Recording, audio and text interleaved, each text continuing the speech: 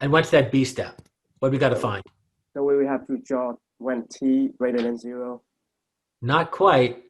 T equals Oh, t equals 0. 0 plus. Yeah, that's it. 0 plus. And what's our goal? What are we trying to find? So we're trying to find b ram of c. That's it. We're trying to find what we're asked to find and the derivative of what we're asked to find. So for this particular example, it's what is VC and what is VC prime. And to do that, Ben, just to finish you up, help me redraw that equation in that time period. We've got 11 over here. So, and then we still have the inductor of 1 No, not at 0 plus. Oh, so we replace the inductor with the current source, so it's gonna be That's right. negative 6 ohm. That's right. Now, there's two ways to do a negative 6 volts. There's this. And then you'd write plus minus VL. And if you needed to find VL, that's what you do. But take a look at what you're asked to find. You're only asked to find V sub C and V sub C prime. You don't care about V sub L. And since you don't care about V sub L, and we don't have to write it, now we don't have to be so careful about using our sign conventions. And instead of drawing an arrow to the right and saying it's equal to negative 6, I think it's clear just drawing it to the left and making it drawing it to the left and making it positive 6. Now, it would get confusing if we had to draw that V sub L on top of it, and that's why I'm only doing it because we don't care about our V sub L. If up here we were asked to find V sub L, I wouldn't do it that way. I'd draw it to the right and keep V sub L in the same direction. But armed with this, then keep talking me through it. What comes next? And then we still have the 3 resistors of the 10, 70, Yep. and the 20 ohm. Yeah, we can simplify it. Okay.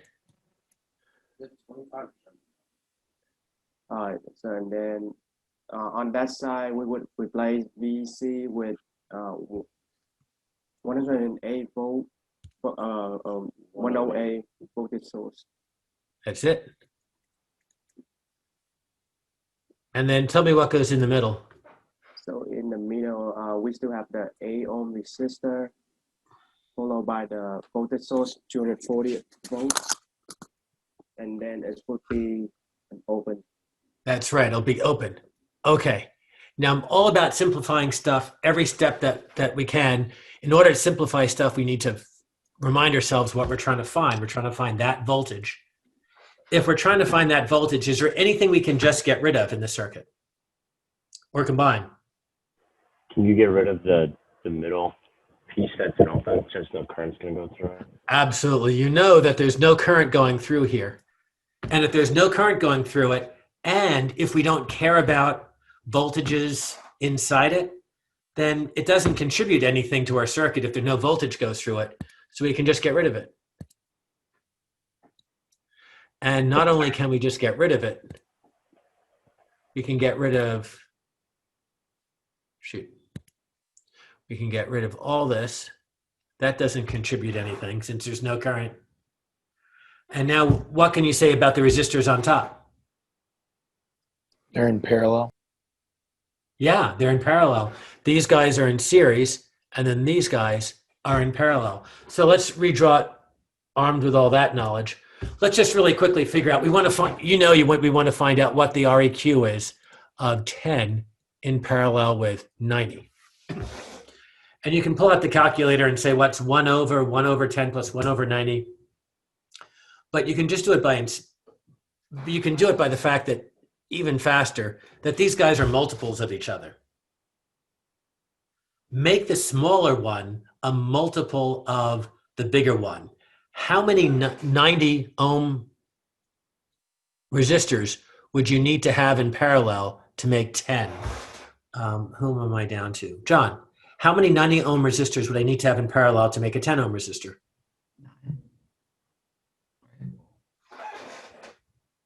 These are all 90s.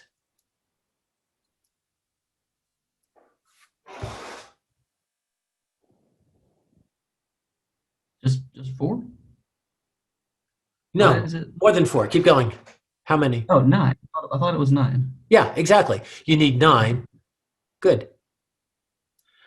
Do. You need 9 of these guys to make a 10 ohm, and then we've got one, and that makes our first 10 ohm, and then we've got one last 90 that's in parallel with all that.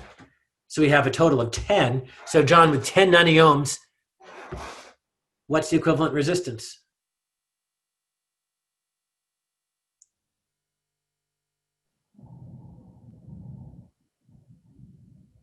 What? With 1090 ohms. Uh-huh. You've got 10 different 90 ohm resistors in parallel. You can see that because you've got this 10 in parallel with this 90. So you made this 10 out of 9 90 ohms, and now you're going to put this last 90 ohm in parallel with it. So now you've got a total of 10 90 ohm resistors. So that's just going to be 90 times 10. 9 Right. times. Well, that would be if they were in series, but they're all in parallel. So if you've got 10 of any kind of resistor R, what would the equivalent resistance be if they're all in parallel? 10 of R valued resistance. You've got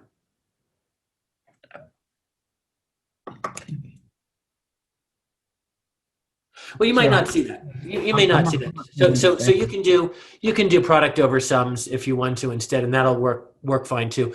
What I was looking for is that if you've got 10 90 ohm resistors in parallel, then the parallel resistance just has to be equal to just 9 ohms. If you have 10 of an R valued resistor, the equivalent resistance is just R over 10. You can figure it out using manually. This is just a mental trick to figure out quickly what a resistance is when you've got two values that are in parallel and they're multiples of each other. But let's get back to does that make sense, John? But let's get back to our key thing, which is how are we going to redraw this?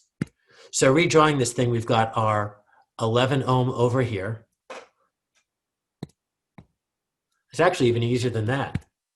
We've got our 11, but now it's in series with our 9. So that looks like a total of 11 plus 9, which is just 20 ohms. We've got a 6 amp source here. We've got a 108 volt source here with its VC over here.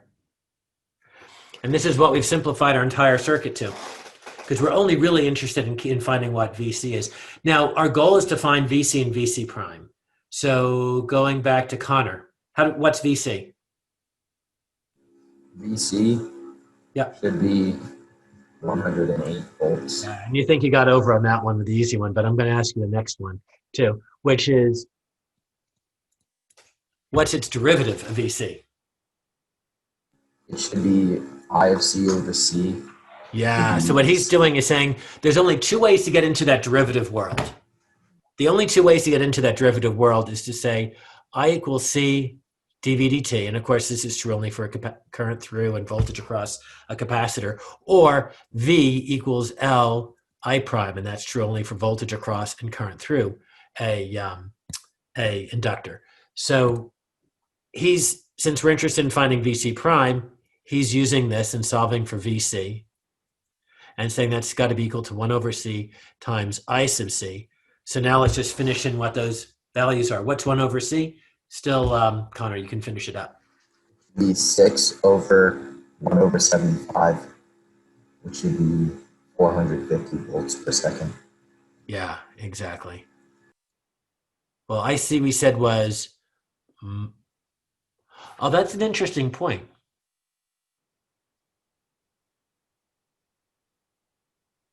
So we said that we need to find I sub C. Is I sub C positive 6 or negative 6? The way that it's drawn now, I think it would be positive. let's go back to, so this is I sub L is going in that direction.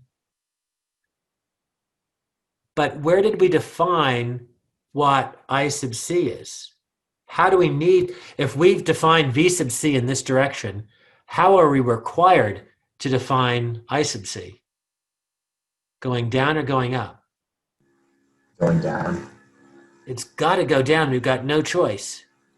And in fact, we did that originally. If you take a look at when we first drew our components on our screen, we drew that IC going down. But even if not for that, if we define our VC with a plus on the top, it's got to exit more positive. So what's our IC going to be?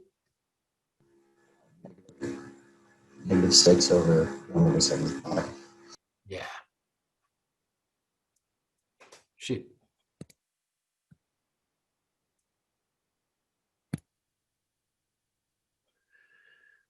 Having trouble with this.